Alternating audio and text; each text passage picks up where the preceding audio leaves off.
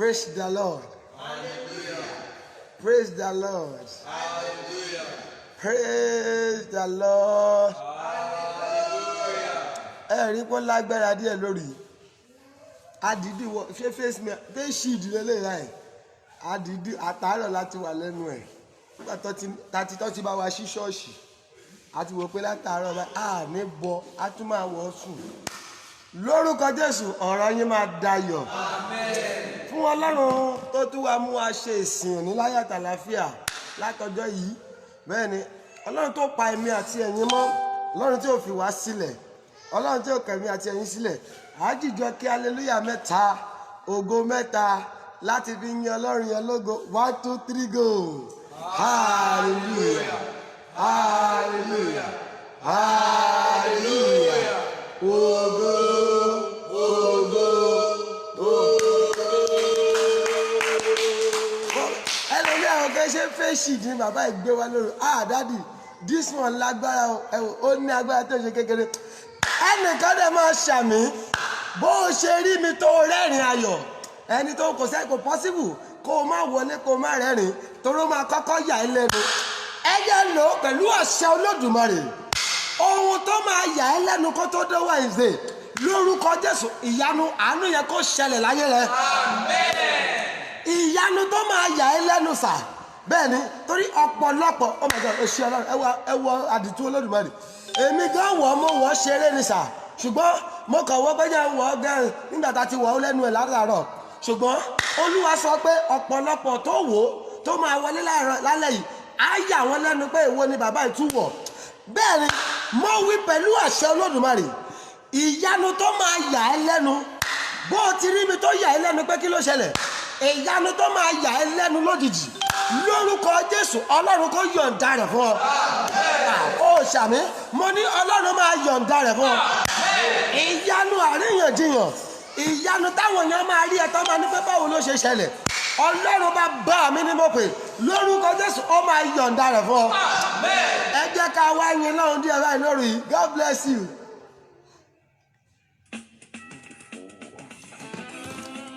Ọ̀pọ̀lọpọ̀ rẹ́rìn bẹ́ẹ̀ ni. Mú èso àti oyin rẹ sí tòsí. We are here to celebrate the Lord. Ó ṣe ẹni lọ́rọ̀ mi padà yọrí sí mo wá dúpẹ́ oore. Yẹ̀yẹ́ ní ọjọ́ ó padà dá yẹ̀yẹ́ ó ti múre wá fún mi. Ó ṣe, ó ṣe, ó ṣe, ó ti múre wá fún mi. Ó ṣe ẹni lọ́rọ̀ mi padà yọrí sí mo wá dúpẹ́ oore. Ẹ wá bá mi ayọ̀. Yẹ̀yẹ́ ní ọjọ́ ó padà dá yẹ̀yẹ́ ó ti múre wá fún mi. Ó ṣe, ó ṣe, ó ṣe. Ó ti kó máa rí lórí asọ̀rọ̀ máa yẹ ló mú mi jọba. Àgbé mi sórí ẹṣin, àtúgbà bẹ́lẹ̀ mi lórí. Finally, mo gbàgbé ìyá. The mountain is gone, it's a brand new glory. What to say you do? Mo mọ̀ pé mi wá, onímájẹ̀mú ayọ̀. Mi ò jẹ́ gbàgbé rẹ̀. What to say you do? Ọmọ pẹ́ mi wá, Ọ̀rọ̀ pé mi dààmú ọlọ́gbọ́n. Ó ti múre wá fún mi. Ó ṣe Olúwa ló jọ mí lójú ẹ̀rọ ọ̀rọ̀. mi padà yọrí sí. Mo wá dúpẹ́ o. Tí ẹ̀ka lóore Ọlọ́run láyé mi Ìjọ lọ́jọ́. ó padà dá yẹyẹ. Ọ̀rọ̀ mi dá sọ pé Ó ti múre wá fún mi. ó ṣe, ó ṣe, ó ṣe. Sọ wípé ó múre wá fún mi. Múre wá fún mi. Ó ṣe. Ẹ̀ka mi ayọ̀ yìí o. Yọrí sí. Mo wá dúpẹ́ o. Ẹ̀yẹ ní ọjọ́ ó padà dá yẹyẹ. Ó ti múre wá fún mi. Ó ṣe, ó ṣe, ó ṣe. Bàtójú pọ́n mi ni mo rántí òkun já o, mo sì yọ. Tẹ́lẹ̀tẹ́lẹ̀ rí ẹkún àtúnrin lóge mi. A ò lé mi lórí àga fọlọ́lá mọ́, abánimúlẹ̀ mú ìlérí ṣẹ. Ìlérí ayọ̀ ṣẹ́ mọ́ mi lára o, agbọ́mọlà lọ́lọ́run mi o. Blessings overtake me. overflow lọ́rọ̀ mi. Adùn lọ́rọ̀ mi. What you say you do. Mo mọ̀ pé mi wá, onímájẹ̀mú ayọ̀. Mi ò jẹ́ gbàgbé rẹ̀. Oh, what you say you do. Mo mọ̀ pé mi wá, o kò pè mí dààmú ọlọ́gbọ́n. Ṣé Olúwa?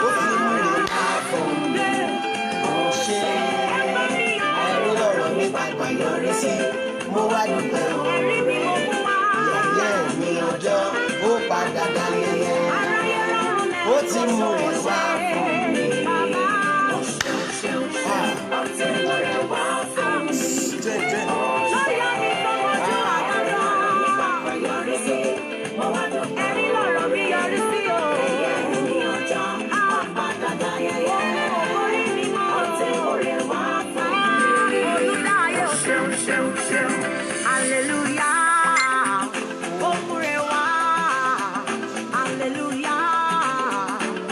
God bless you, sir. God bless you, man. Ẹ má bínú ṣe náà ni wọ́n mú lọ́nà báyìí.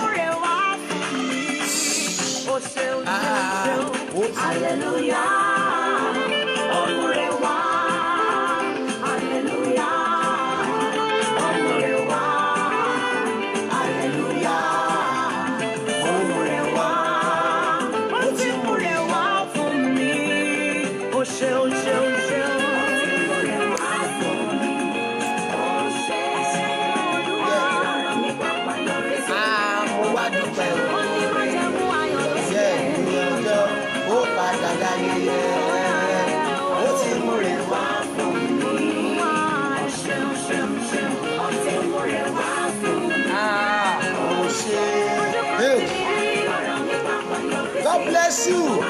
Albert invited me to join. God bless you, man. Thank you, man. Ó ti mú rẹ̀ wá fún mi.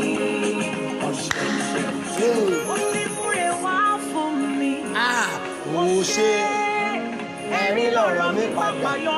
God bless you, man. God bless you, sir. Yẹ̀yẹ́ mi ọjọ́, ó padà dáyẹyẹ. Ó ti mú rẹ̀ wá fún mi.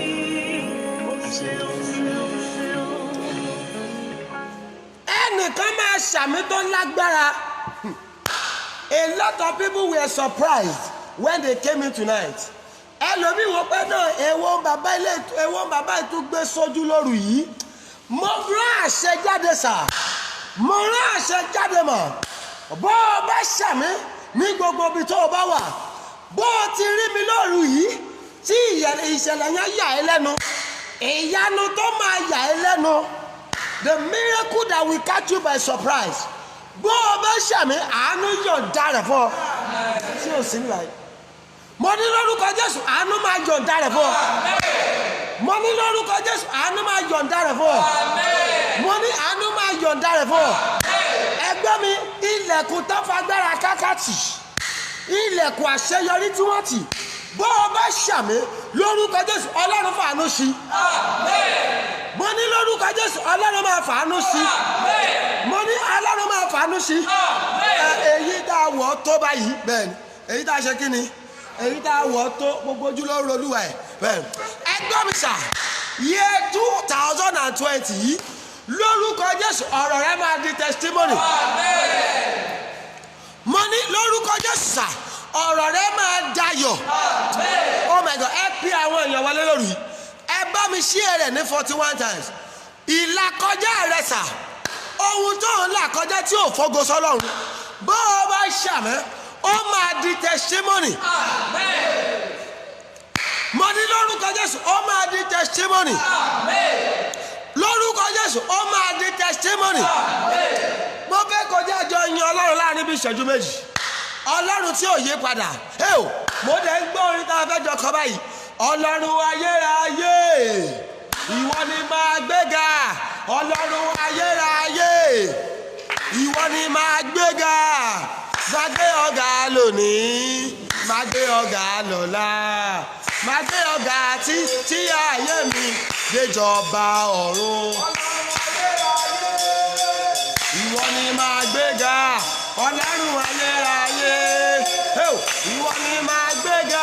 Torí máa gbé ọ̀gá lónìí máa gbé ọ̀gá lọ́la máa gbé ọ̀gá títí ayé mi déjọba ọ̀run. ẹ jẹ́ ká jọ yìn lọ́wọ́ olùdá ayé o ọba ni múlẹ̀ mọ́mọ́ dání arabaribiti o àríbi rábátá bàbá o ọba ni wàrà mi mọ́ o olùdá ayé o alágbá ìdá iná o aláwọ̀ tẹ̀lẹ̀ ọ̀run o ọlọ́run ayérayé ìwọ ni máa gbéga o ọlọ́run ayérayé ìwọ ni máa gbéga máa gbé ọ̀gá lónìí máa gbé ọ̀gá lọ́la máa gbé ọ̀gá títí ayé mi déjọba ọ̀run. Ìwọ ni ayérayé o ọlọ́run tó ga máa gbé bàbá ọlọ́run ni. Oh my God! Ẹ jẹ́ ká jọ yìn olúwa ọlọ́run bàbá lọ́lá o òkùnkù kòró ò máa gbé omi o ó wà láyé o ikú ò gbé ọmọ o ẹ ṣé bàbá ọlọ́run tó ga títí láíláí lọ pẹ́ mi lọ́dọ̀ rẹ̀ títí láíláí lọ pẹ́ mi lọ́dọ̀ rẹ̀ títí láíláí lọ pẹ́ mi lọ́dọ̀ rẹ̀ lọ pẹ́ mi lọ́dọ̀ rẹ̀ lọ pẹ́ mi lọ́dọ̀ rẹ̀ lọ pẹ́ mi ó yá títí láyé lọ pẹ́ mi lọ́dọ̀ rẹ̀ ayérayé o láíláí lọ pẹ́ mi lọ́dọ̀ rẹ̀. God bless you as you are sharing.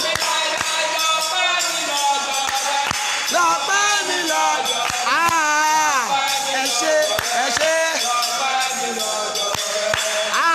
Mo kí gbogbo ẹ̀yin jẹ́ ẹ ṣí ẹ̀ mo dúpẹ́ o ayárayé o alágbára níbi gíga o ọlọ́run tó dá wá sí o ọlọ́run tó pa ẹ́ mọ́ o lójú ẹkún o mà lẹ́rẹ̀kẹ́ o ṣe mo ní bàbá o títí láíláí lọ pẹ́ mi lọ́dọ̀ rẹ̀ títí láíláí lọ pẹ́ mi lọ́dọ̀ rẹ̀ títí láíláí lọ pẹ́ mi lọ́dọ̀ rẹ̀ lọ pẹ́ mi lọ́dọ̀ rẹ̀ lọ pẹ́ mi lọ́dọ̀ rẹ̀ lọ pẹ́ mi ẹgbọ́n sókè bàbá ọlọ́run tó ga ló ṣe ayérayé.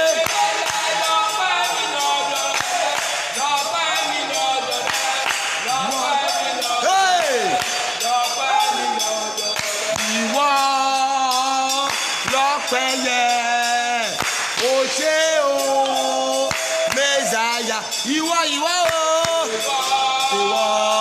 lọ́pẹ́ yẹ. Oh my God! Ìwọ lọ́pẹ́ yẹ o ṣé o mẹ́sàáyà ìwọ lọ́pẹ́ yẹ o ṣé o mẹ́sàáyà kọrin ọpẹ́ ahọ́n mi ò kọrin ọpẹ́ kọrin ọpẹ́ ahọ́n mi ò kọrin ọpẹ́ torí ọ̀pọ̀ ahọ́n ló wà tí ò lè gbólúwa ga ìwọ ahọ́n mi ò ṣá máa gbólúwa kílẹ̀ wí kọrin ọpẹ́ ahọ́n mi ò kọrin ọpẹ́ ò kọrin ọpẹ́ ahọ́n mi ò kọrin ọpẹ́ ọ̀pọ̀ ahọ́n ló wà tí kò lè gbólúwa ga ìjà ahọ́n mi ò. Oh yeah, verily you are good. Verily you are good. Verily you are good. Jesus, you are good.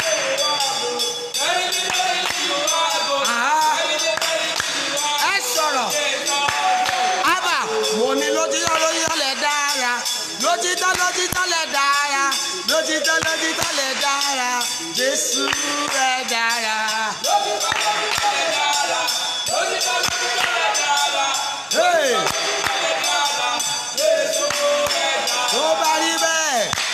bá mi gbéga o. Padà ẹ bá mi yìn bàbá. Torí pé oníṣẹ́ ìyanu ni ìyìn o. Àwa máa rí bí olọ́lọ́. Ẹ bá mi gbéga o. Ọlọ́run ẹ bá mi yìn bàbá. Oníṣẹ́ ìyanu ni bàbá o. Àwa máa rí bí olọ́lọ́. Ọpẹ́lọpẹ́ rẹ o, Olúwa.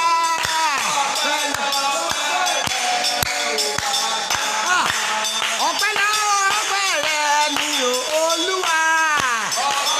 Ẹ sọ̀rọ̀ lórí ayé ìbá fi wá ṣẹlẹ́yà. Ọpẹ́lọpẹ́ rẹ o. Yàtọ̀ tó bìnà sódàbà. Ayé ìbá fi wá ṣẹlẹ́yà. Ọpẹ́lọpẹ́ rẹ o. Ó jẹ́ sọ̀rọ̀. Dádì, ọpẹ́lọpẹ́ rẹ ni o, Olúwa. Ó yá, ọpẹ́lọpẹ́ rẹ o, Olúwa. Ó yá, alágbára ńlá ńlá o, mo wá júbà rẹ̀. Bàbá, alágbára ńlá ńlá, mo wá júbà rẹ̀. Dádì, alágbára ńlá ńlá o, mo wá júbà rẹ̀. Mo wá júbà bàbá mi, alágbára ńlá ńlá. Ayérayé. Káfà ní Bàṣúdà gbọ́. Ọlọ́run bàbá lọ́lá o. Olórí ayé o. Alágbára ńlá ńlá o. Mo wá júbà rẹ̀ o. Alágbára ńlá ńlá, mo wá júbà rẹ̀. Alágbára ńlá ńlá o. Mo wá júbà rẹ̀. Mo wá júbà bàbá mi, alágbára ńlá ńlá. Ó kù ṣẹ́jú mẹ́ta o.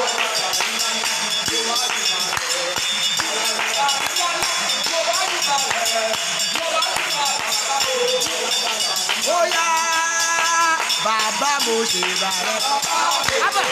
Bàbá mo ṣe bàrẹ̀. Ọlọ́run bàbá lọ́lá mo ṣe bàrẹ̀. Ó jẹ́ yẹ kó lè sọ̀rọ̀ yẹn sà. Ó mímọ́ mímọ́ mo ṣe bàrẹ̀. Ó lórí ayé mo ṣe bàrẹ̀. Alágbádá iná mo ṣe bàrẹ̀. Iṣẹ́ ìtọ́gbé bàbá mi. Ó yẹ ẹyẹ kẹ́ẹ̀dẹ̀ sọ̀rọ̀ yẹn sà.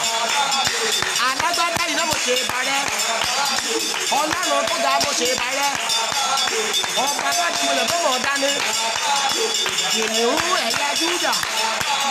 Olúwa àwọn olúwa. Ọlọ́run àwọn ọlọ́run. Ó kù ṣẹ́jú kan báyìí. Mímọ́ mímọ́ mo ṣe bàrẹ̀. Ó lórí ayé o. Mímọ́ mímọ́ mo ṣe bàrẹ̀. Mímọ́ mímọ́ mo ṣe bàrẹ̀. Mímọ́ mímọ́ mo ṣe bàrẹ̀.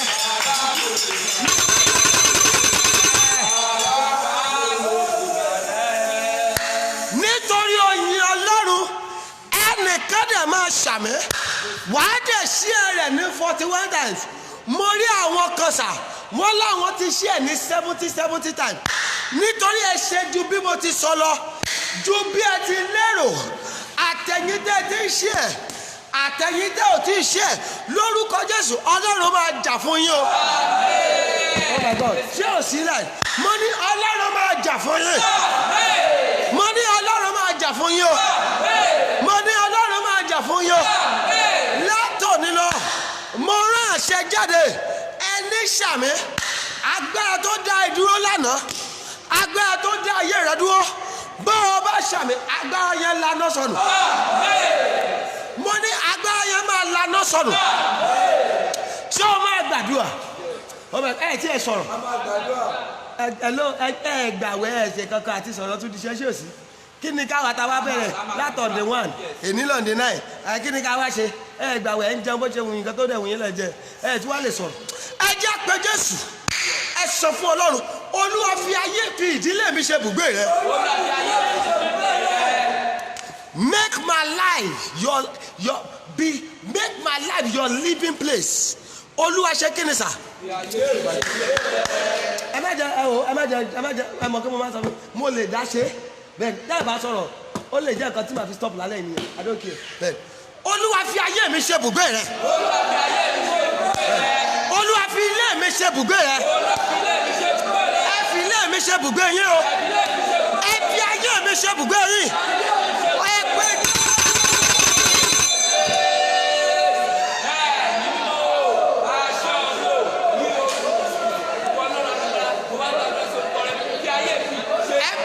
ṣe bùgbé rẹ Jésù ẹ bá ayé mi ṣe bùgbé yín.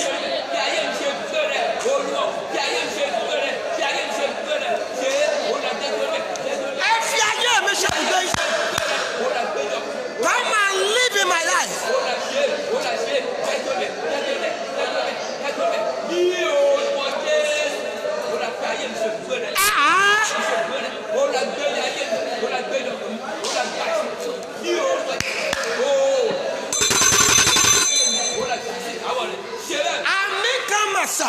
Jésù Olúwa wá.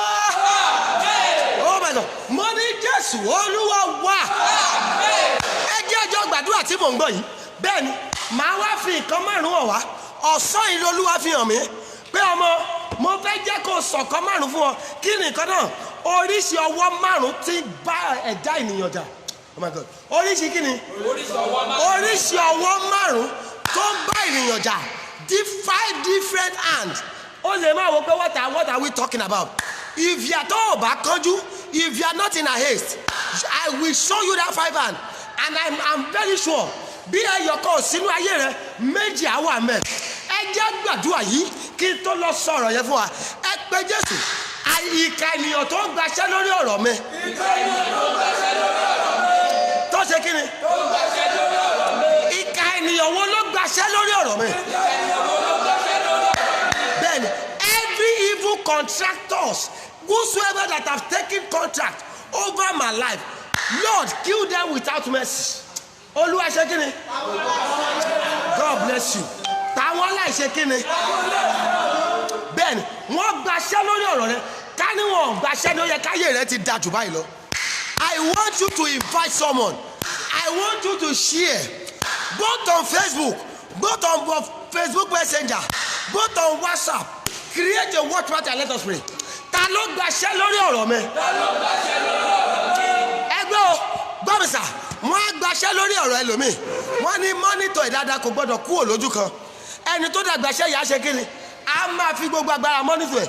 A rí i pé gbogbo ọ̀nà lòun ti ń jabọ́. Ẹ pé Jésù. Látọ̀ ta ló gbaṣẹ́ lórí ọ̀rọ̀ mi? Kí lè ṣe lórí ilẹ̀ alààyè? Ẹ máa wọ bojì. Ẹgbẹ́ o, wọ́n á gbaṣẹ́ lórí ẹlòmíì pé kò gbọ́dọ̀ lọ́kọ. Wọ́n á gbaṣẹ́ tẹlòmíì pé ẹ fi ilẹ̀ bó bá ṣe ń làkàkà tó. Every of your struggle will be a failure. I want you to pray. Ẹ pe àwọn èèyàn wọlé. Ta ló gbaṣẹ́ lórí ọ̀rọ̀ mi? Á jẹ́ fún ẹ bó ṣe sọ̀rọ̀ yẹn. Ta ló gbaṣẹ́ lórí ọ̀rọ̀ mi?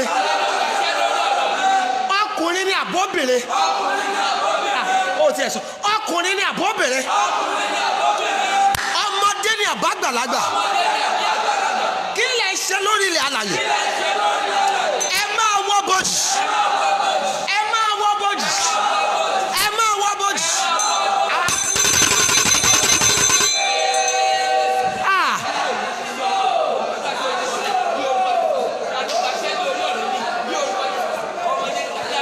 Ta ló gbaṣẹ́ òkùnkùn lórí ọ̀rọ̀ mi?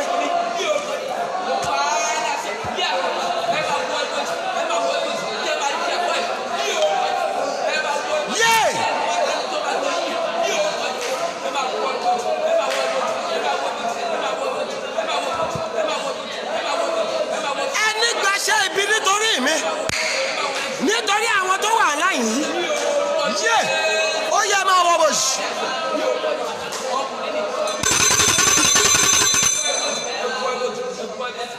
Bọ́ ọ bá ṣàmísà tó dẹ̀ ṣàmímà gbogbo ẹni tó gbaṣẹ́ ibi nítorí ọ̀rọ̀ rẹ, ìka ènìyàn tó gbaṣẹ́ ibi lórí ọ̀rọ̀ rẹ, lórúkọ Jésù ó yẹ kó wọ bòjì. Mọ́nà máa wọ bòjì. Mọ́nà máa wọ bòjì. Ẹni gbaṣẹ́ lórí ọ̀rọ̀ rẹ sà, ẹni gbaṣẹ́ lórí ọ̀rọ̀ rẹ mà, látòní lọ ó yẹ kó wọ bòjì. Mo náà máa wọ bòjì. Mo náà máa wọ bòjì. Ẹ jẹ́ rán àṣẹ jáde. Brọ́dà kan pè mí ní bí ọ̀sẹ̀ méjì sẹ́yìn. Mo ní gbọ́ o, mo rí kankan pé mo rí ẹ pé wọ́n fún ẹ ní congratulation letter. Ó ní daddy are you sure? Mo ní I am not the one talking but that is what I saw. Mo ní Olúwa ní kó wá gbàwé ọjọ́ mẹ́ta. Bẹ́ẹ̀ni ẹ̀yin tẹ́ wà online ó ṣeéṣe kẹ́ bá wọn ṣùgbọ́n ẹ̀yin tẹ́ wà bí ẹ máa rí brọ́dà kan tó wá fún ìpàdé ọjọ́ mẹ́ta. Nígbà tó dijọ́ Thursday à ń gbàdúrà lọ while praying Olúwa sọ pé hello ta ló ń jẹ́ orúkọ báyìí? Ó ní sà. Mo ní ta ló ń jẹ́ Àwa Fidelis. Ó ní daddy Fidelis is my name. Awa is my grandfather's name. Mo ní mo rí tí wọ́n daṣọ ògo tuntun bò ọ́. Ẹgbọ́n mi ọmọkùnrin yẹn lẹ́yìn àwọn ọjọ́ mẹ́ta àárọ̀ Saturday yẹn àárọ̀ àná èmi ò sọ testimony ọjọ́ pípẹ́ fún ẹ mo ń sọ testimony tó ṣẹ̀ṣẹlẹ̀ fún ẹ. Nígbà tó dàrú àná ó ní daddy I am going somewhere can you please pray for me? Mo ní as you are going mercy will speak for you. Mami ó dé padà lónìí ó ní daddy I have been jobless for the past 2 years. Ó náà òun dẹ̀ débẹ̀ yẹn lónìí wọ́n appoint òun wọ́n fún òun ní ṣẹlẹ̀ wọ́n ò fún ní ordinary iṣẹ́ labourer ló ń ṣe tẹ́lẹ̀. Ó ní lónìí sà I have become a manager. Wọ́n dẹ̀ ní wọ́n máa kọ́ ilé fún mi tí màá máa gbé tí màá dẹ̀ máa supervise project tó fẹ́ ṣe. Ẹ jẹ́ ọ̀rọ̀ àṣẹjáde sáyé èèyàn kan bẹ́ẹ̀ bá ṣàmì ẹnu tí mo fi gbàdúrà fún náà lélẹ́yìí o ẹnu yẹn náà mo fi gbàdúrà fún ọ.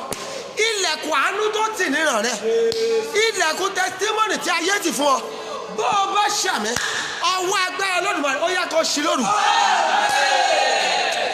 Bó o bá lè ṣàmì méje Ọlọ́run tó fún arákùnrin yẹn ní testimony láàárọ̀ yìí ó pè mí ó ní daddy ọmọ Yíbò ni ó ní I don't know how to give thanks but daddy give me your account details. I am starting to pay my tithe for you. I have made a covenant to your God that if he can do it, this is what I will begin to do. Ìyanu òjijì sà, mọ́mí ìyanu òjijì mà, tó máa yí ìtàn rẹ padà. Bó o bá gbàgbọ́, tó o ṣàmì méje lórúkọ Jésù, ó yá kó ṣẹlẹ̀.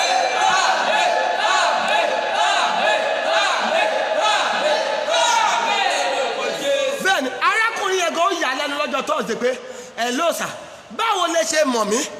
Tẹ́ẹ̀dẹ̀ dárúkọ bàbá mi. Ẹ tún dárúkọ èmi náà. Mo ní hello, it is not me, it's God. If God is at work, who am I? Ẹ gbọ́ mi sà, ìṣẹ̀lẹ̀ ìyanu ayọ̀ tó máa pọ̀ kìkì Jésù láyé rẹ̀. Ẹ̀yin tẹ́ wà online yìí, ẹ̀yin lẹ́dẹ̀ lọ̀rọ̀ yìí o. Ẹ̀yin tẹ́ dúró bì, ẹni ọ̀rọ̀ yìí o. Mo ń wá ẹni tó máa ṣàmì mẹ́ta. Ìṣẹ̀lẹ̀ ìyanu òjijì. Ọlọ́run tó ṣe nínú ayé Fidelis. Tọ́mọ ọmọkùnrin yẹn ẹgbẹ́ o, ìyàlẹ́nu láde. Ọjọ́ Friday kò lówó tó máa fi break. Oh my God. Ọ̀rọ̀ yẹn ò tí ì yé yín. Kò lówó tó máa kò ní credit lórí fóònù ẹ̀. Débi pé ó máa lówó tó máa fi break lẹ́yìn àwọn ọjọ́ mẹ́ta. Nígbà tó sọ fún mi, mo fún lówó, mo tún transfer credit sí. Nígbà tó dijọ́ Saturday sà, ìtàn ẹ̀ yí padà. Ǹjẹ́ láàárín 24 hours.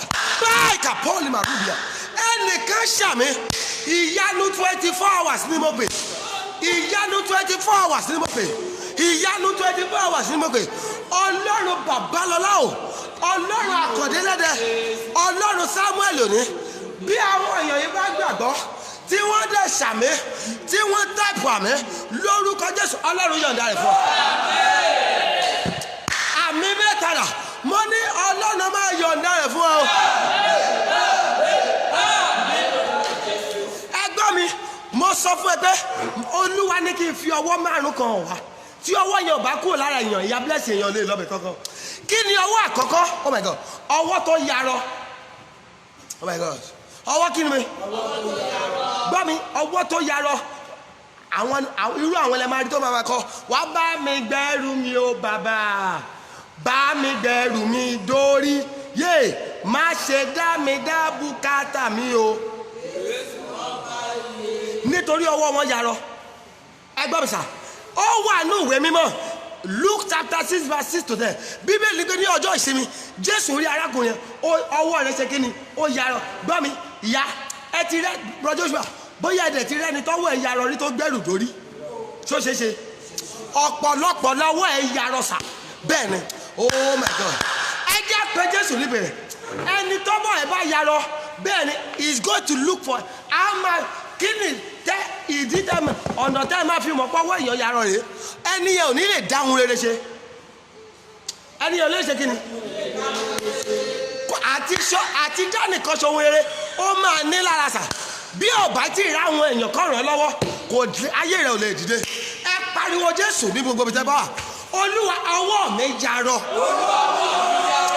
á dá fún ẹ bó ṣe sọ̀rọ̀ yẹn ọwọ́ mi yarọ Olúwa wo ọwọ́ mi sàn ẹ gbọ́ mi ìdí tí ọ̀tá ṣe ń gbógun ti ọwọ́ rẹ̀ your hand is your financial stability ọwọ́ lèèyàn fi ń ṣiṣẹ́ o bó ẹjọ́ o ti rẹ́ni tó kawó rí tó fẹsẹ̀ kawó bó o bá máa kawó kó o fẹ́ ka 1 million ọwọ́ ni wàá fi kásá wọn nítorí ẹ̀lọ́ta ṣe máa ń gbókùté ẹjẹ́ aya ọwọ́ rẹ̀ lárọ kó ayé rẹ̀ má bàa nítumọ̀ ẹjọ́ ẹjẹ́ àpé Jésù Olúwa ọwọ́ mi yarọ bẹ́ẹ̀ni Luke chapter 6:6-10 Ọlọ́run wo arákùnrin yẹn sàn mo fẹ́ kí wọn náà pariwo Olúwa wo ọwọ́ mi sàn Olúwa ṣe kí ni sà ẹ wo ọwọ́ mi sàn ẹ wo ọwọ́ mi sàn ẹ wo ọwọ́ mi sàn ẹ wo ọwọ́ mi sàn ẹ wo ọwọ́ mi sàn ẹ wo ọwọ́ mi sàn ìwọ́dà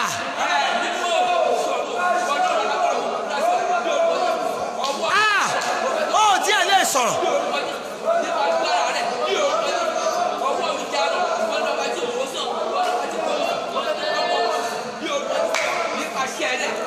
ẹ wo ọwọ́ mi sàn ayé o.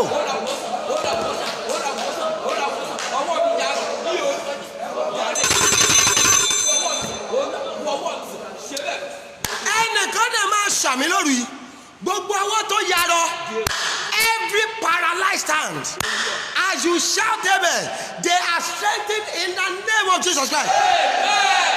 gbogbo ọwọ́ tí ìkà ènìyàn sọdarọ tóní tó o bá bẹ̀rẹ̀ tó o bá tọrọ o ò lè dìde oh my God tóní tó o bá wojú olójú kó o ò lè jẹun tóní pé tó o bá fẹ́ ṣe nǹkan 20,000 dandan ni kó o wẹ́ni tó máa fún 15,000 nú rẹ̀ obìnrin yìí dà ọkùnrin yìí dà mo wí bí wòlíì Olódùmarè tó o bá ṣàmì tó dẹ̀ ń bá mi ṣe ẹ̀ ó yá ọwọ́ yẹn kó gba ìwòsàn kí ni ọwọ́ kejì ọwọ́ ìjákulẹ̀ ọwọ́ kí mo pè é the hand of failure then the Bible says according to Luke chapter 5 that is where I take it from Luke chapter 5 from verse 1 to 11 Luke 5 1 to 11 Bíbélì wípé Pétérù nígbà tí Jésù ti lu ọkọ rẹ̀ tán kí ló ṣẹlẹ̀ Jésù ní pé dá àwọn rẹ̀ sí apá kan ó ní bàbá kí lẹ sọ yìí ó ní mo ti fi gbogbo òru ṣe kí ni mo ti fi ṣe wàhálà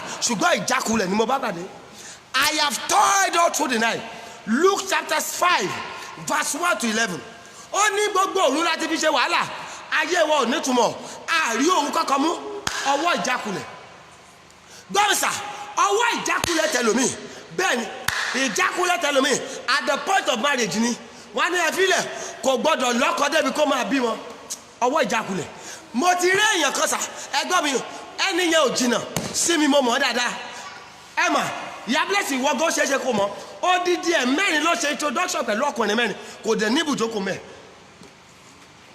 ẹ̀ mẹ́rin ló ṣe kí ni ó ṣe introduction pẹ̀lú oríṣi ọkùnrin mẹ́rin kò dẹ̀ fẹ́ kankan nínú wọn bẹ́ẹ̀ wọ́n ní bẹ́ẹ̀ fílẹ̀ ọwọ́ ìjákulẹ̀ wà lára rẹ̀ kò gbọ́dọ̀ lọ́kọ débi kó máa bímọ ẹ jẹ́ àgbàdua ẹgbẹ́ mi sà ọwọ́ ìjákulẹ̀ á jẹ́ kéèyàn máa bá jákulẹ̀ pàdé maritally financially spiritually physically ẹni yẹn inú ẹ̀ á ti máa dùn pé no thank God for a turnaround you will be already happy that it seems my situation is already changing sórí ọ gbọ́dọ̀ mẹ́sì àdúrà yìí Olúwa ní pé kí n máa fún yín ní sáàmù kọ̀ọ̀kan each day sáàmù tẹ́ máa gbàdúrà sí lọ́la bẹ́ẹ̀ ni ó ti wà ńlẹ̀ sáàmù tó Olúwa ní kẹ́ fi gbàdúrà lọ́la ó ti wà ńlẹ̀ Olúwa ní pé kí n máa fún gbogbo èèyàn each day sáàmù tẹ́ máa fi gbàdúrà lọ́la lọ títí dọjọ́ Sunday ó ti wà ńlẹ̀ sà mo fẹ́ kó jáde gbàdúrà ọwọ́ ìjákulẹ̀ lára mi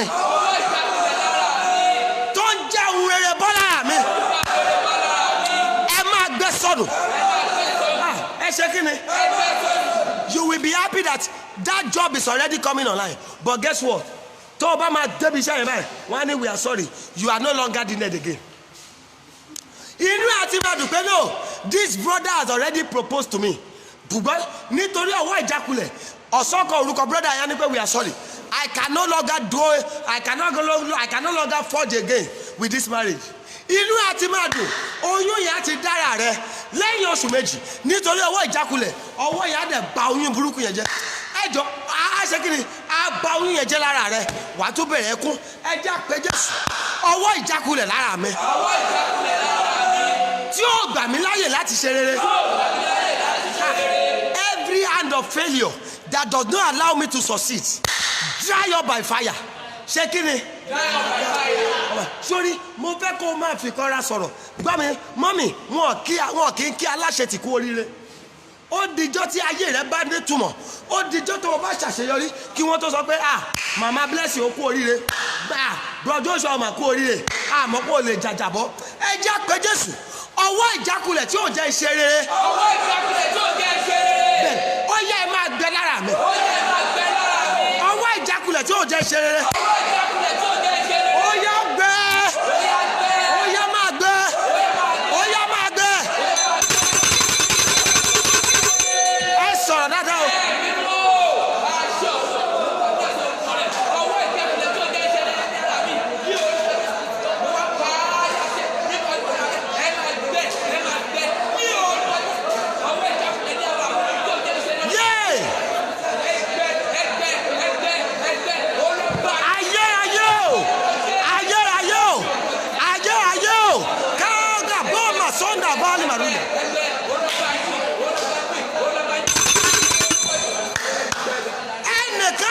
Sàmì lóru yìí, mo wí bí ìwòlí Olódùmarè, ọwọ́ ìjákulẹ̀ tó ń jẹ ẹgbọ́n ní kòríta àṣeyọrí, tó ní ohun tó yẹ kó o jẹ́ lónìí jẹ́, tó ń fi ẹ̀gàn àti ìtìjú bá ọ, obìnrin kan náà máa ṣàmì, ọkùnrin oh my God ṣe lọ, ọkùnrin kan náà máa ṣàmì, ó yá ọwọ́ yẹn gbẹ lójijì.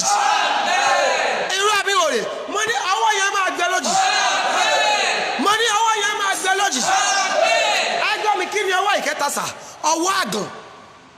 Ọwọ́ kí mo pè é? Ọwọ́ àgàn. Hello, ẹgbẹ́ o, Bọ̀dé, kì í ṣe ẹni tí ò bímọ nìkan ló yàgàn. My God. Ẹni kì í ṣe ẹni tó ṣe kí ni? Kì í dáàdì mọ́mì mi tó wà online. It is not those who are barren alone that is barren.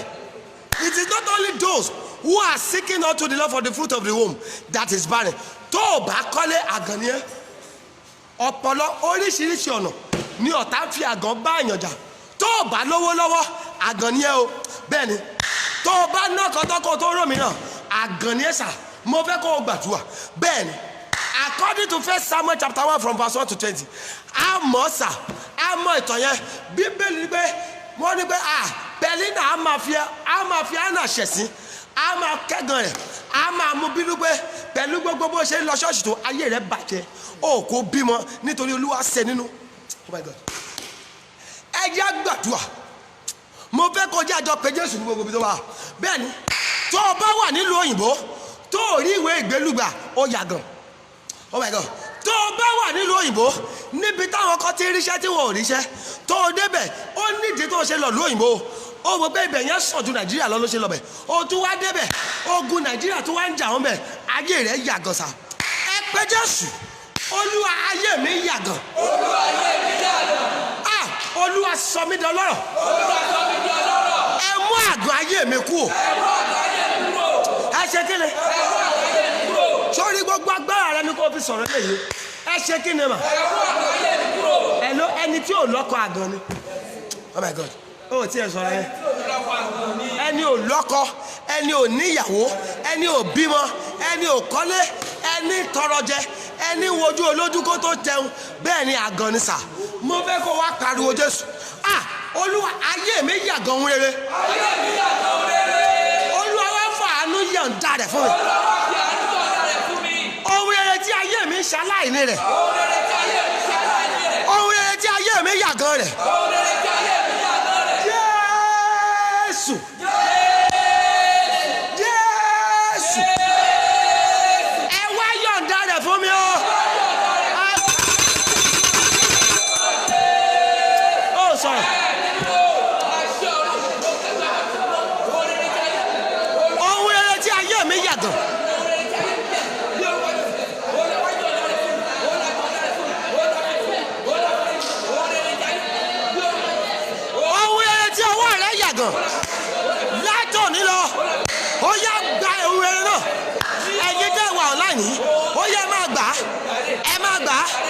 ẹ má gbà ẹ má gbà ẹ má gbà lórúkọ Jésù. Ohun eré tí ọwọ́ rẹ yàgàn.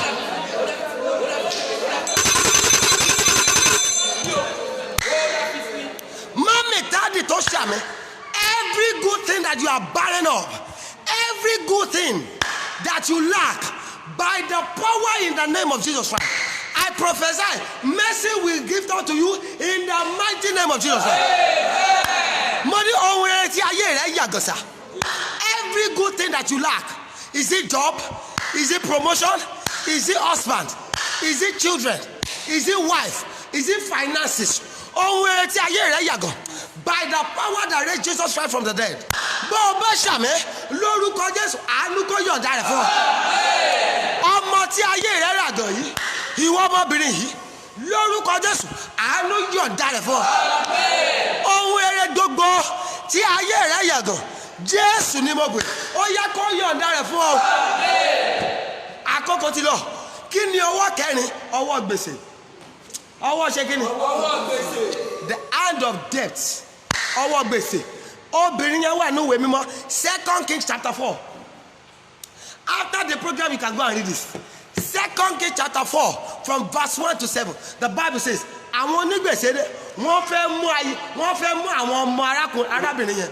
Ẹ wá wò ìyàlẹ́nu tó wà ńbẹ̀, wòlíì ni wòlíì lọ́kọ ẹ̀, ṣùgbọ́n ó ti kú.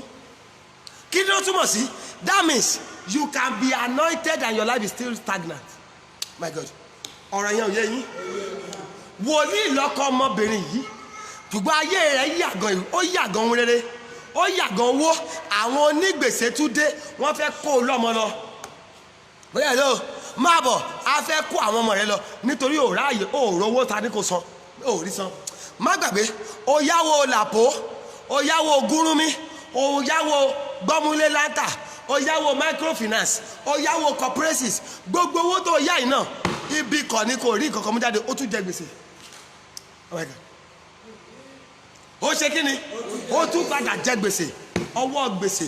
Ẹlòmíì gbèsè ló fi ń gbélé ayé rẹ̀. You are hearing me? Ọ̀rọ̀ yẹn kàn, mo fẹ́ kó jẹ́ àjọ gbàdúrà ẹ̀.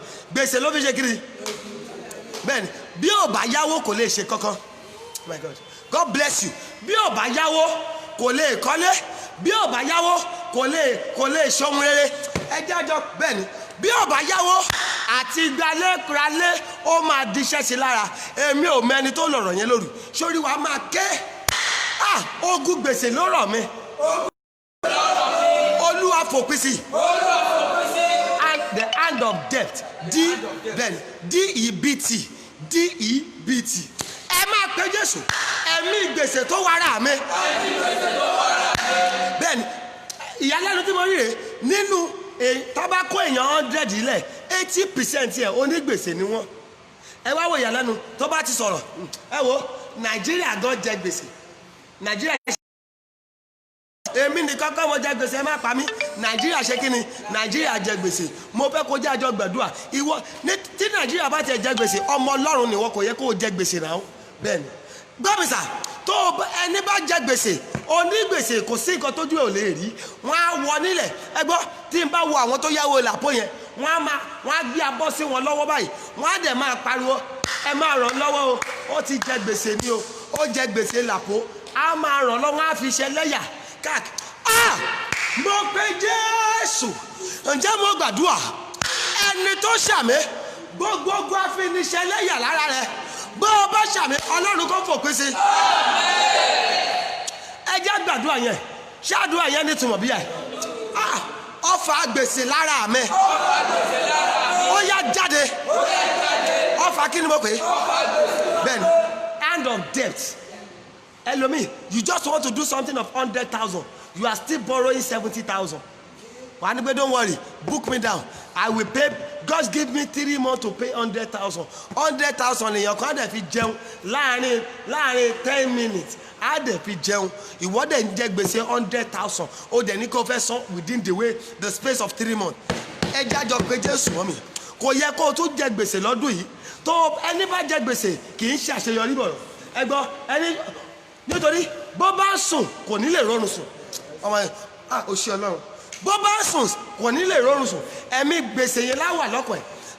ó dẹ̀ lè jẹ́ gbèsè 10,000 mo rẹ́ni tó jẹ́ gbèsè 1,500 gan kò lè sùn nítorí bó bá bọ̀ lọ́nà ẹ̀rù á máa bọ̀ á wò pé tó bá gbọ́lẹ̀kùn á wò bóyá ẹni tóun jẹ lówó ló ń bọ̀ ẹja pé Jésù ọfà gbèsè lára mi ó yá máa jáde máa jáde máa jáde máa jáde ó yá.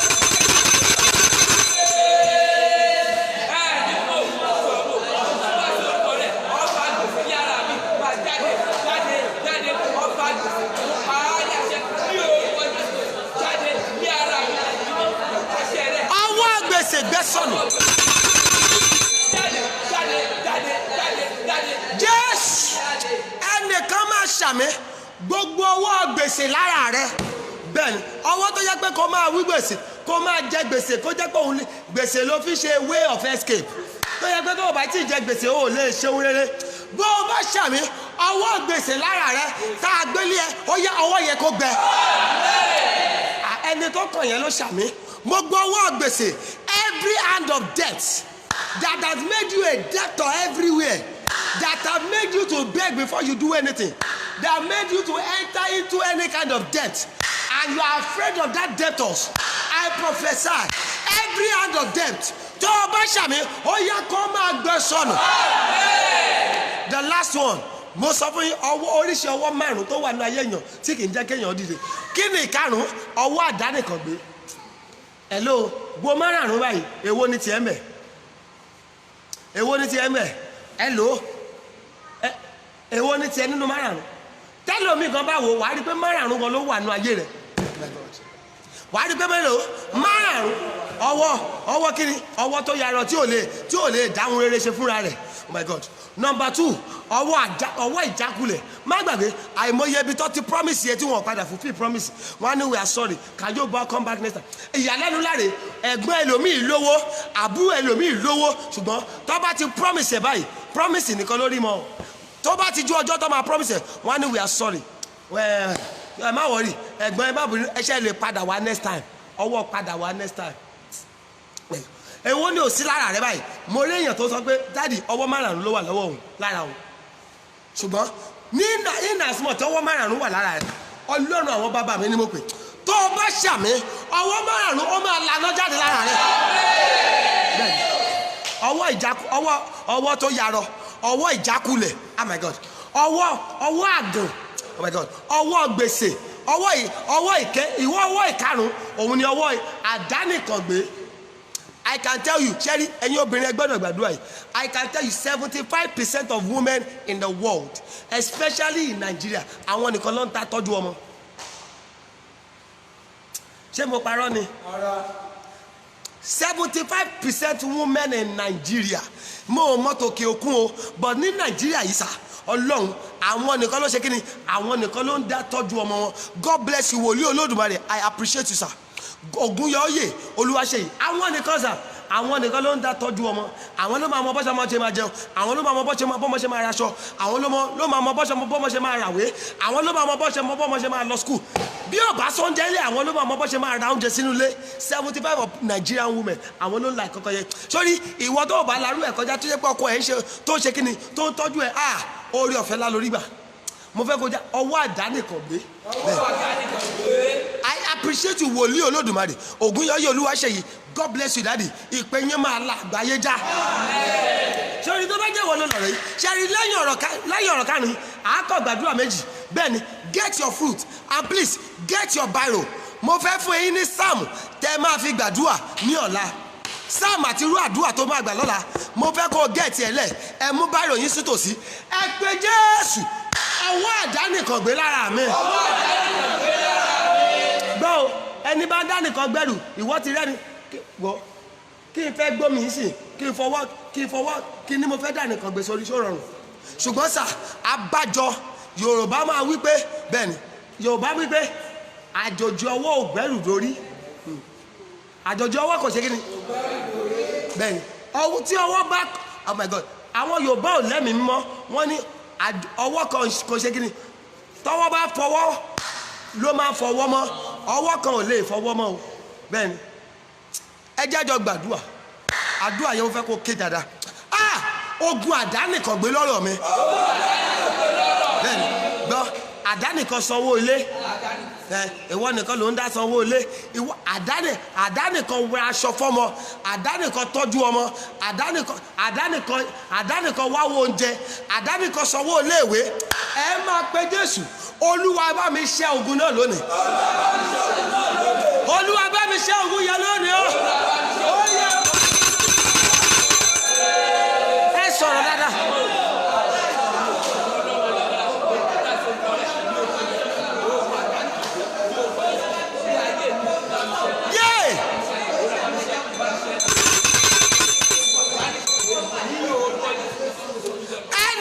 Sàmì ogun àdánìkàngbé lórí ìwọ dádì lórí ìwọ mọ́mì tó sàmì ó yá Ọlọ́run kó fòpin sí mo ní Ọlọ́run kó fòpin sí every battle that made you to carry the load of your home yourself alone that you don't see supporter truly you are having a husband truly you are having a wife but you are the only one carrying that load as you shout amen that battle today they are terminated in the name of Jesus Christ.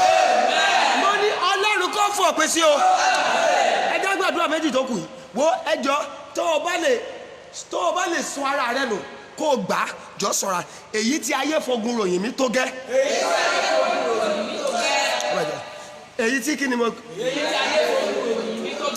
sọ bí ẹni tó mì ní ẹ èyí tí ayé fi ogun ròyìn mi tó gẹ́ Olúwa jẹ́ kí wọ́n fi ògo ròyìn mi ọ̀rọ̀ yẹn ò ní túmọ̀ èyí tí ayé fi ogun ròyìn wọn ni pé ṣó rẹ don't you see your friend she is here to get married don't you see her life is stagnant don't you see that sister she is here to give birth ben wọ́n fi ogun ròyìn Hannah oh my God ẹ jẹ́ pé Jésù Olúwa jẹ́ kó fògo ròyìn mi kí wọ́n ṣe kéde sà sórí mo fẹ́ kó o máa fi gbogbo agbára wà á máa ṣèkì ara rẹ wọ́n fi ogun ròyìn ẹ ṣé ò rárá ilé rẹ ará ilé rẹ ó mọ̀ wọ́n máa tí ì tó bímọ náà oh my God Jésù bàbá mi o ṣé ò rárá ilé rẹ àyà ó sì ń yálé gbé ni o ṣé ò rárá ilé rẹ ọ̀dọ̀ rẹ ló sì ń gbé at 42 years old ṣé ò rárá ilé rẹ she is already 35 going to 36 kò tí ì lọ́kọ kò tí ì ní fi así débi kó máa lọ́kọ débi kó máa marry débi kó máa bímọ ayé mo fẹ́ kó o pe Jésù èyí tí ayé fogun ròyìn mi tó gẹ́ ṣé ò rárá ilé rẹ aláìsàn mà ní gbogbo owó tó ń pa bó ṣe ń gba sálárì tó dáa tó orí àìsàn ló ń nọré bẹ́ẹ̀ ni bó ṣe rẹwà tó as beautiful as she is no husband oh my God as beautiful gbọ́ yẹn tó ná ní wedding wọn ni wọ́n ná up to 3.5 million naira ṣùgbọ́n kò máa tí ì bímọ kí wá ní kókó wedding ńlá tó ṣe ẹjọ́ ẹ máa pe Jésù ìwọ tọrọ yẹn kàn ni ó máa sọ̀rọ̀ ṣé ò rárá lé rẹ ni ó ti travel lọ sí abroad látijọ́ yìí mo gbọ́ pé kò tẹ̀ tí ì rí dọ́kúmẹ̀ntì gbà kò tẹ̀ tí ì níṣẹ́ gan kí ló wá kúrò náà àwa tá a wà Nàìjíríà gan bẹ́tà rẹ̀ ẹjọ́ ẹ máa ké ní gbogbo bí tẹ́ wà èyí tí ayé fogun ròyìn mi tó gẹ́ Olúwa kóṣù yìí tó parí jẹ́ kí wọ́n fi ògo ròyìn mi ó yẹ.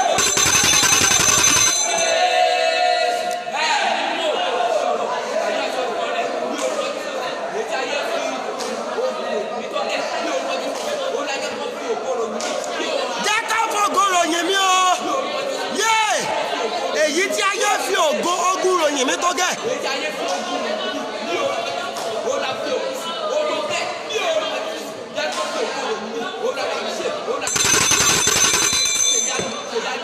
Jésù Olúwa wá ẹ jẹ́ mú báyọ̀ yín àtẹ̀sọ́ àtọ́yìn yẹn sí tòsí ẹ jẹ́ gbàdúrà yẹn mọ́ ìyá Blessing Olúwadé àtú bàbá yìí èyí tí ayé fi àdúrà ròyìn mi tó gẹ́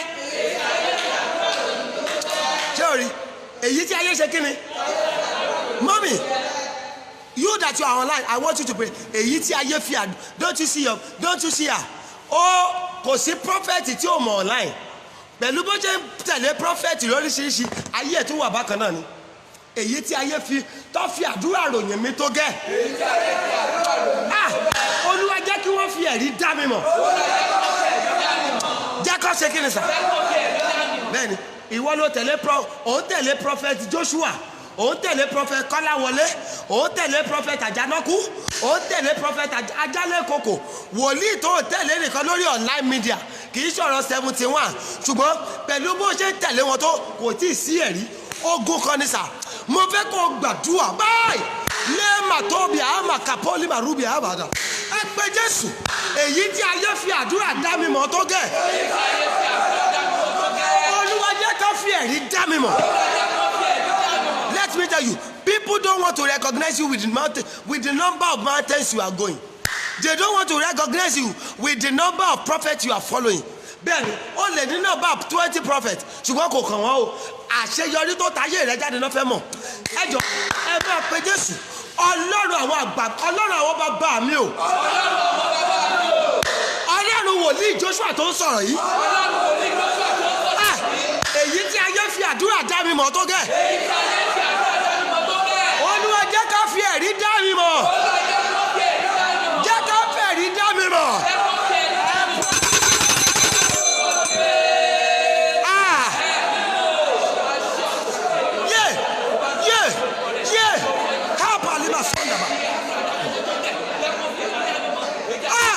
Ọlọ́run mi o.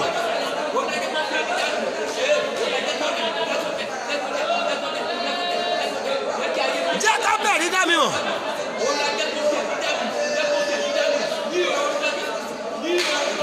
Jẹ́ ká bẹ̀rí dá mi mọ̀.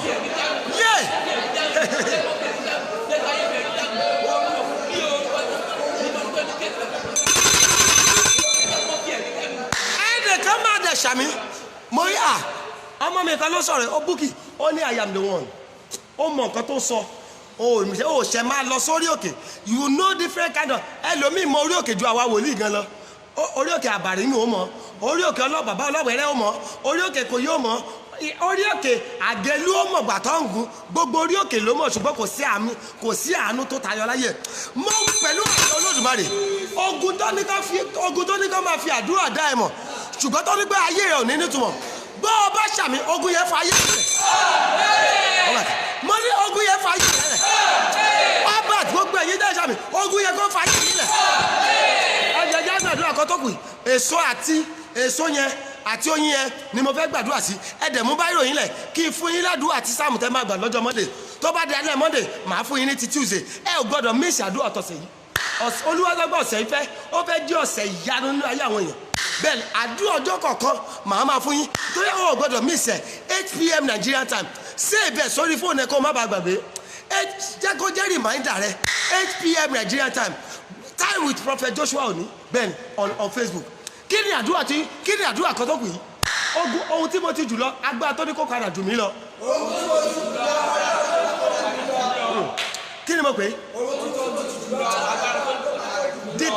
The thing I have superseded before. Every power that want that thing to supersede me. Mommy, mo rẹ́ lómi tó ti ju 50,000 lọ ṣùgbọ́n lónìí 50,000 ti padà ṣàgbá ẹ̀. Ọ̀rọ̀ yẹn ò yé yín. Ẹ wo bẹ ṣe ń wò mí. Ó dàbí pé mò ń sọ bí pé mò ń sọ májíìkì. Bẹ́ẹ̀ni, ẹlòmíì ti wa mọ́tò rí ṣùgbọ́n lẹ́nu kò ní mọ́tò mọ́. Mọ́tò wá ṣe kí ni ó wá padà ṣàgbá ẹ̀.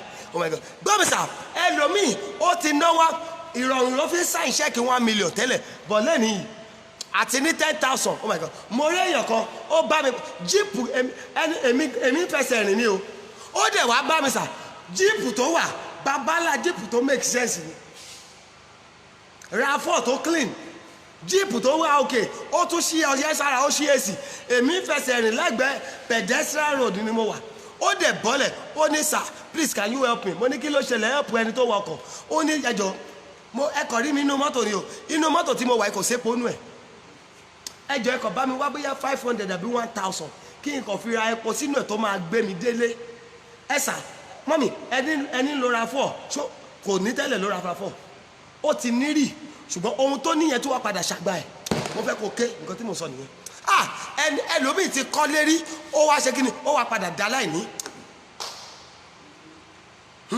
ẹ pariwo mo ṣe wá fún bàbá yìí ní 1,000 naira ó ní ẹ mọ orú oore látẹ ṣe fún mi mo wá wò bóyá eré ló ṣe mo dẹ̀ rí tó yà wọlé epo lẹ́sẹ̀kẹsẹ̀ ó dẹ̀ ra epo ó dẹ̀ ń wà ohun tó nírí tó ti ṣàgbàrí ó wá padà ṣàgbà rẹ̀ lónìí. Ẹlòmíì, oh my God, I'm the one. Rónkẹ́ Adébáyọ̀, ẹjọ́ màmá Adébáyọ̀ Oyèwùsì fi kanra gbàdúrà yẹn.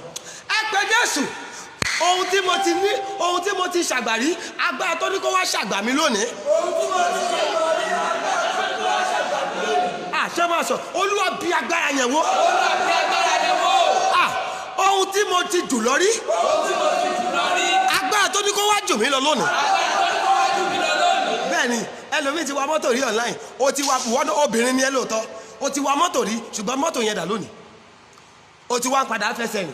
Ohun tó ti jù lọ rí o ti wá padà jù ẹ lọ báyìí. O ti, oh my God, ẹlòmíì ìrọ̀rùn, ẹlòmíì ò tiẹ̀ nídìí àti lọ báǹkì. Inú yàrá ni wàá ti lọ. Wàá dẹ̀ mú 50,000 jáde. Wàá dẹ̀ kó fẹ́ẹ̀yàn. Ṣùgbọ́n lónìí, inú báńkì àkáùtù ẹ gan kò sí 10,000 naira ń bẹ̀ débi kó máa ní 50,000. Ohun tó jù lọ ó ti wá padà jù ẹ lọ lónìí. Torí mo fẹ́ kó jẹ́ máa jájọ pé Jésù yẹn ìtàn yẹn gbọ́dọ̀ ṣe kí ni ó gbọ́dọ̀ yí padà. Ohun tí mo jù lọ tẹ́lẹ̀. Ohun tí mo jù lọ tẹ́lẹ̀. Agbára tó ní kó wá jù mí lọ lónìí. Agbára tó ní kó wá jù mí lọ lónìí. Olúwa bí agbára yẹn wò. Ẹ bí agbára yẹn wò.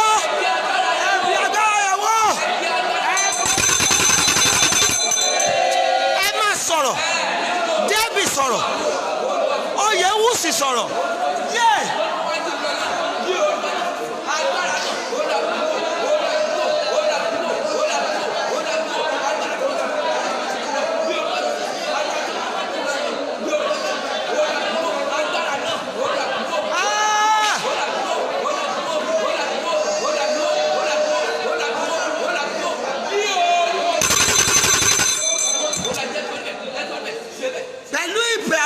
bàbá mi o. It is me. Àṣé àwọn tí ọ̀rọ̀ yẹn kàn gàn wọ́n wà online dáadáa nítorí ẹ̀ ń gbọ́ mi gbogbo ẹ̀yin tẹ́ wà online àtàwọn tí wọ́n tún máa padà wò ó lórí YouTube wa at Prophet Joshua Oni tó o bá ti subscribe tètè lọ subscribe. Mo wí pẹ̀lú àṣẹ Olódùmarè ohun tó ti jù lọ agbára tó wá jẹ́ kíkiní ẹ̀ tó wá padà jù ẹ́ lọ lónìí bó o bá ṣàmẹ́ ó yá agbára yẹn kó laná sọnù. Ìwọ tó ti náwó nírọ̀rùn àti wá náwó di iṣẹ́ báyìí ìwọ tó ń wa mọ́tò nírọ̀rùn tẹ́lẹ̀ àti ẹ̀ ti rí táyà ọkọ̀ rà ó di iṣẹ́ oh my God ìwọ oh my God ẹnìkan máa ṣàmì ohun rere tó ti jù tọ́ lọ tẹ́lẹ̀ agbára tó ní kí ohun rere yẹn padà jù ẹ́ lọ lónìí bí àmì rẹ bá lé lórúkọ Jésù agbára yẹn laná sọnù. Ọlọ́run wòlíì tó wọlé ìmọ̀ọ́ṣe máa jù báyìí lọ ní pẹ̀lú àṣẹ Olódùmarè nítorí àmájẹ̀mú wòlíì tó wọlé orúkọ wọn ni mo ṣe máa jù báyìí lọ pẹ̀lú àṣẹ Olódùmarè ipò tó wà tí ò tẹ́ ẹ lọ́rùn yìí lórúkọ Jésù àánú máa gbé ẹ jáde mẹ́. Mo ní àánú máa gbé ẹ jáde mẹ́. Látòní lọ ẹ̀gàn rẹ kó dògbò ẹ̀gàn rẹ dẹ̀ máa dògbò ẹ̀gàn rẹ máa dògbò ẹ̀gàn rẹ máa dògbò iye àwọn tó fi àdúrà dá ẹ mọ̀ lórúkọ Jésù wọ́n máa fi ẹ̀rí dá. The number of people that recognize you with prayer, if your amen can roar like thunder, and you are typing that amen, I prophesy, they will recognize you with testimony. They will recognize you with testimony. They will recognize you with testimony. Adúpẹ́ pé èèyàn Ọlọ́run ti gbọ́. Jésù náà, Olúwa wa. Gbé oyin rẹ̀ bóde, sáré fi oyin yẹn má pa, pápápá. Fi sàmì àgbélébùú síwájú orí rẹ. If you are just joining up for the first time, mú oyin rẹ sà, mú oyin rẹ mà. Bẹ́ẹ̀ni, ẹ fi sàmì àgbélébùú síwájú orí rẹ o. Bẹ́ẹ̀ni, take your honey, kó o fi sàmì àgbélébùú síwájú orí rẹ. Ẹ fi oyin yẹn sàmì àgbélébùú síwájú orí yín. Ẹ já wá gbàdúrà, Olúwa láti òní lọ. Jẹ́ kí ayé mi máa bá àdùn pàdé. Ṣé o máa tiẹ̀ sọ̀rọ̀ yìí báyìí? Bẹ́ẹ̀ ẹ má gbàgbé ẹ mú báírò yín sí tòsí o. Lẹ́yìn tí bá gbàdúrà sẹ́sọ oyin yìí tán, màá gbàdúrà sẹ́sọ yẹn, màá wá fún yín ní àdúrà tọ̀sẹ̀, màá fún yín ní àdúrà ọ̀la tí ṣe Monday. I don't want you to miss tomorrow night. Tomorrow night I will give you the prayer you are going to pray on Tuesday. On Tuesday, I will give you the prayer you are going to pray on Wednesday. Bẹ́ẹ̀ni, ẹ jẹ́ gbàdúrà Olúwa jẹ́ ká ayé mi máa bá àdùn pàdé. Jẹ́ ká ayé mi bá adùn pàdé. Jẹ́ kí ayé mi bá àdùn pàdé. Olúwa mú ìkorò kúrò láyé mi. Olúwa mú ìkorò kúrò láyé mi. Ẹni tí ò bímọ ìkorò ni, ẹni tí ò lọ́kọ ìkorò ni, ẹni tó bímọ táwọn ọmọ rẹ̀ ò ṣàṣeyọrí ìkorò ni. It is bitterness. Bẹ́ẹ̀ni ẹni tí ò tí tó yẹ kó ti marry tí ò marry, it is bitterness. I want you to pray, Lord, turn my bitterness to sweetness. Ẹ sọ ìkorò mi dádùn. Sọ ìkorò mi dádùn. Sọ ìkorò mi dádùn.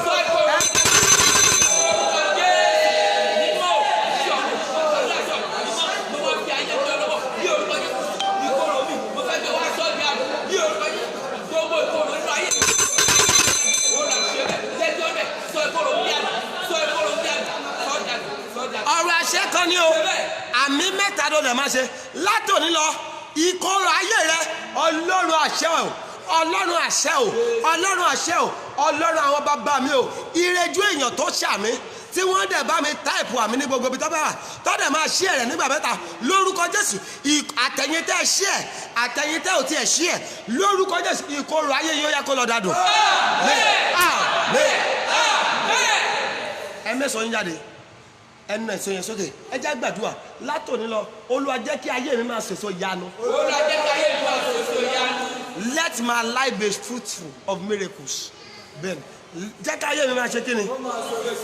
Jẹ́ kí ayé mi sèso yanu. Jẹ́ kí ayé mi sèso yanu. Let my life be fruitful of miracle, testimony. Ẹ̀yin mọ́mì tẹ́ wà online tẹ́ wojú Olúwa fọmọ. Olúwa jẹ́ kí ilé ọmọ mi sèso ọmọ rere. Kó so èso ọmọ rere tí ayé ò lè bàjẹ́. Bẹ́ẹ̀ni ẹ̀yin mọ́mì tẹ́ wà online. Ìwọ dádì, Olúwa jẹ́ kí iṣẹ́ mi sèso rere. Mọ́mì ìwọ náà lè sọ, Olúwa jẹ́ kí iṣẹ́ mi sèso rere. Jẹ́ kí ìgbéyàwó mi sèso rere. Jẹ́ kí ayé àwọn ọmọ mi sèso rere. Àjẹjà afẹ́ bó ṣe gbóhùn sókè.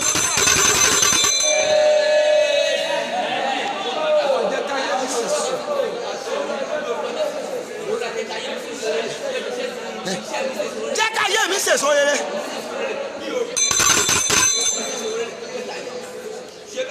Mo fi májẹ̀mú èso tí mo fi sínú ago yìí gbàdúrà. Mo wá fi kọ̀nẹ́ẹ̀tì gbogbo èso tó wà lọ́wọ́ yín. Mo fi sínú ago yìí nínú ẹ̀mí. Látòní lọ, ayé yín ó yá kó máa sèso ìyanu. Sàmì tó nítumọ̀, ayé rẹ kó sèso ìyanu. Ayé rẹ kó sèso ìgbédìde. Mọ́mì, ìwọ tó ń wojú Olúwa fọ́mọ, èso ọmọ tó máa sọ nínú rẹ lóṣù lórúkọ Jésù, ayé ò ní bàjẹ́.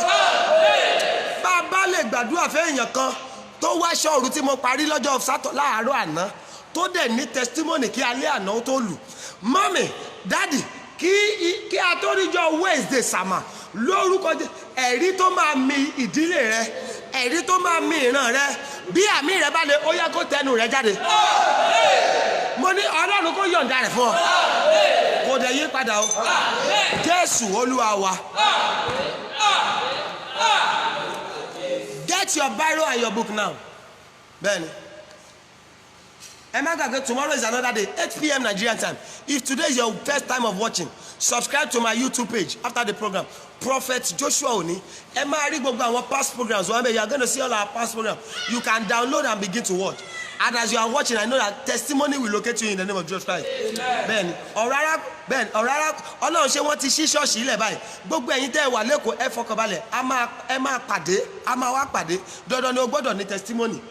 Gbogbo ẹ̀yin tẹ́ ẹ wà ní Ìbàdàn, ẹ jẹ́ a pàdé ní Ìbàdàn lónìí on the 19th, 2021. If you are anywhere around Ibadan, Ọ̀ṣun, Ọ̀yọ́ State, let us meet at Ibadan. Then 19th, 2021. Olúwa ní ká parí ìpàdé 21 days tí mo bẹ̀rẹ̀ yìí, ká parí ẹ̀ sí Ìbàdàn lórí òkè ní Ìbàdàn. Then if you are anywhere around Ibadan, 19th, 2021, ẹ jẹ́ a pàdé ní Ìbàdàn. Then ẹ ṣe kí ni? Ẹ subscribe sórí YouTube page yẹn, Prophet Joshua Oni, that's the YouTube page. Are you with your Bible? Ṣé ẹ ti get the Bible yín o? Ẹ̀yin tẹ́ wà nígbà yìí ẹ báwo lè bá fẹ́ ṣe? Ẹ máa ha sórí, màá mọ bẹ́ ṣe máa á sáàmù yẹn sórí nsìn, ó bá ń gbá kà fún ẹ. Now, are you ready? Ẹ̀yin online, are you ready? Number 1, Psalm 149.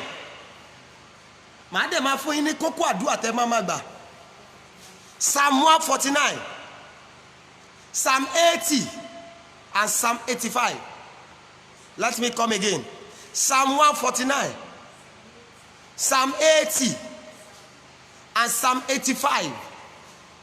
Once again, Psalm 149, Psalm 80, and Psalm 85. Kí ni àdúrà tó Olúwa ní kẹ́ fi eléyìí gbà? Eléyìí ọjọ́ Monday, ìṣàárọ̀, ìṣọ̀sán, ìṣálẹ́, ọjọ́ Monday lẹ máa gbàdúrà eléyìí. Kí ni àdúrà náà? Olúwa gbé agbára àṣeyọrí wọ̀ mí. My God.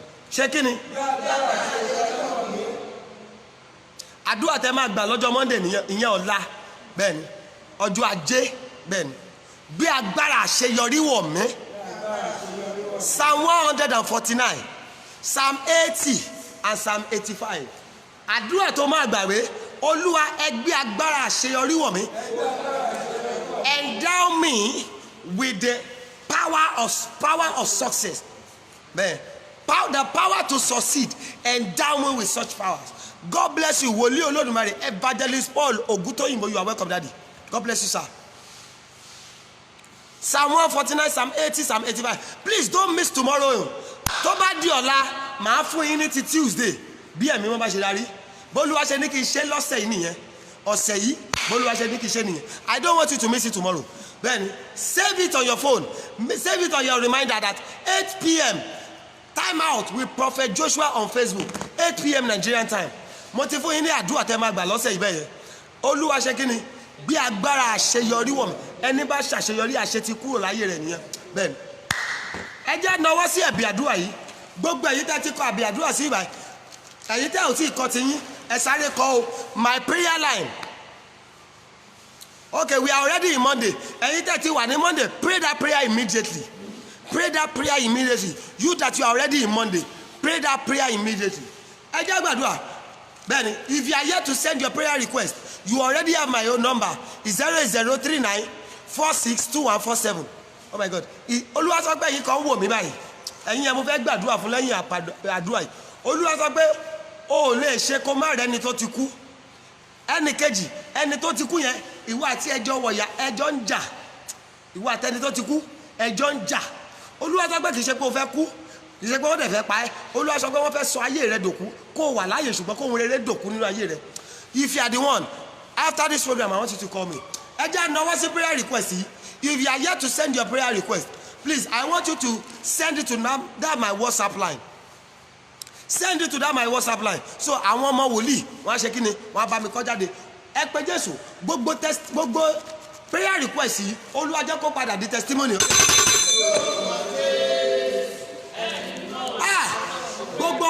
Gbogbo prayer request yìí Olúwa jẹ́ ó di testimony. Jẹ́ ó di testimony. Jẹ́ ó di testimony. Jésù Olúwa wa. Ẹ̀yin tẹ́ ti wà Monday gbàdúrà yẹn lẹ́sẹ̀kẹsẹ̀ bẹ́ẹ̀. Mo gbàdúrà gbogbo ẹ̀yin tẹ́ kọ prayer request yìí àtẹ̀tẹ̀ máa kọ ti yín lórúkọ Jésù prayer request yìí ó máa di testimony fún yín. Oh my God, it is you. Olórí, call me after the program. Ohun gbogbo tẹ́ ti kọ sí ìbáyìí kí a tó parí oṣù kẹjọ yìí ó máa di testimony fún yín. Ọ̀rọ̀ rẹ̀ dẹ̀ dayọ̀. Adúpẹ́pẹ́ yẹn Ọlọ́run ti gbọ́. Jésù Olúwa wa. Ẹ jẹ́ tún fi ìgò wa parí ẹ̀. God bless you, sir. Ìgò tá a fi bẹ̀rẹ̀ tó ya ọ̀pọ̀lọpọ̀ lẹ́nu lè. Mo tún fẹ́ jẹ́ kó yà ẹ́ lẹ́nu kóhun láti fẹ́ fi parí ẹ̀ báyìí. Lórúkọ Jésù, ìṣẹ̀lẹ̀ ìyanu tó máa yà ẹ́ lẹ́nu Ọlọ́run kó yọ̀ǹda rẹ̀ fún ọ. God bless you, sir. God bless you, ma. Ohun tó ní a máa wọ̀ kiri rèé báyìí. Ní ṣọ́ọ̀ṣì àti ń wọ̀ kiri. Bẹ́ẹ̀. If you are here to subscribe to my YouTube page, subscribe. Kí ni YouTube page ọ̀hún gan? Prophet Joshua Oni. That's your WhatsApp number again. It's 08039 462147. It's 08039 462147. That's the WhatsApp number. Send your prayer request to it. You can always call me for prayer and counseling. Tí Ọlọ́run bá dẹ̀ fi nǹkan kan ràn yín lọ́wọ́ pé ẹ fẹ́ fi ràn ìpè yín lọ́wọ́, you can contact us through our line. Gbogbo ẹ̀yin tọ́lọ́run ti lò, I so much appreciate you. Mo dẹ̀ fẹ́ dúpẹ́ lọ́wọ́ yín fún kankan. Kí ni ìrọ̀pẹ́ yàn? Gbogbo ẹ̀yin online members. Ẹ wo, mi ò kó yan yín rékéré o. The face mark fit you. Thank you, Jare. Ahmed, thank you so much. YouTube page, Prophet Joshua Oni. Thank you, sir. gbogbo ẹ̀yin online member àtẹ̀yin tẹ́ máa ń wọlé ní 1 minute ẹ̀yin tẹ́ ń wọlé 5 minutes ẹ̀yin gbogbo ẹ̀yin tẹ́ ń wọlé ní 1 hour mi ò kó yọ yín kéré. I so much appreciate you so much. Ẹ ṣé gan ni sà, ẹ ṣé gan ni mà. Ibi tẹ́ ti mówó ra data, Ọlọ́run mi á máa bá mi fọ̀pọ̀ rọ́pò fún yín o. Àdúrà tá a dẹ̀ jọ ń gbà yìí, bó ṣe ní testimony láyé yín, á máa ní testimony láyé tèmi náà. Inú mi dùn gan o, mi ò mọ bí mo ṣe lè dúpẹ́ ni, torí bí a bá wà online, bẹ́ẹ̀ bá wò mí kò sí nǹkan tí mo fẹ́ ṣe. Bẹ́ẹ̀ ṣùgbọ́n mo dúpẹ́ pé Ọlọ́run fún yín lórí ọ̀fẹ́ àti máa wò ó. Mo dẹ̀ gbàdúrà ẹ̀ ní waste data lásán. Ẹ ó máa ní testimony. Mo kàn yín kéré. I so much appreciate every one of you. Please, ẹ bá wa invite up Mr. Albert, thank you sir, Mr. Segun, thank you. Ẹ bá wa invite àwọn èèyàn lọ́la. Ayé wa dẹ̀ máa ní testimony. Gbogbo ẹ̀yin tọ́lọ́run dẹ̀ ń lò láti get data, láti break àwẹ̀ àtàdúrà wa, láti ra epo. Ẹ mọ̀ pé bá ṣe bẹ̀rẹ̀ làwọn alágbára múná lọ. Láti bí ò bá sépo, tọ́ọ̀ṣì la máa lò. Gbogbo yín ni mo dúpẹ́ lọ́wọ́ ẹ̀ o. Àwọn kan dẹ̀ ti sọ pé àwọn fẹ́ sponsor mountain trip yẹn. Mo dúpẹ́ Ọlọ́run á máa bá mi gbé yín sókè, ayé yín máa dìde, torí kìí ṣe àwa nìkan la máa ń lọ. Mo máa ń pa àwọn ìránṣẹ́ Ọlọ́run ìgbà mi bíi 5 àwa 4 la máa ń lọ. Mo dúpẹ́ lọ́wọ́ yín o. Tí Ọlọ́run bá fi kọ́kọ́ ràn yín sí wa, you can contact us through that line. Lórúkọ Jésù, ayé yín máa dìde. So let us meet tomorrow by God's grace. 8 p.m. Nigerian time, God willing. Lórúkọ Jésù, bí Jésù ò bá ti dé, èmi àti ẹ̀yin a máa wà láàyè. I will see you all 8 p.m. Nigerian time. I so much love you so. I love you. I love you all with the love of God. Thank you so much. Ẹ ṣé gan ni o. Thank you sir. Thank you ma. Do have a lovely night. Ẹ̀yin tẹ́ ní message ẹ pè number yẹn. Ẹ̀yin tẹ́ ti send prayer request yín. Gbogbo ẹ̀gbọ́n ó tẹ̀ tí sún mi báyìí. Jọ́tọ̀ lọ́rùn. Má fọ́ mi lójú. Ẹ pè number yẹn jàre. God bless you. Ẹ má jà gbàgbé ọ̀rọ̀ wa, kí lọ̀rọ̀ ta máa ń sọ yẹn o. Èmi Joshua lẹ̀rí kan. Okay, 11 p.m. UAE time. Èmi Joshua lẹ̀rí kan. God, hallelujah mẹ́ta àtògo mẹ́ta gẹ́gẹ́ bí ọmọ tó mọ rírì rere o. Hallelujah.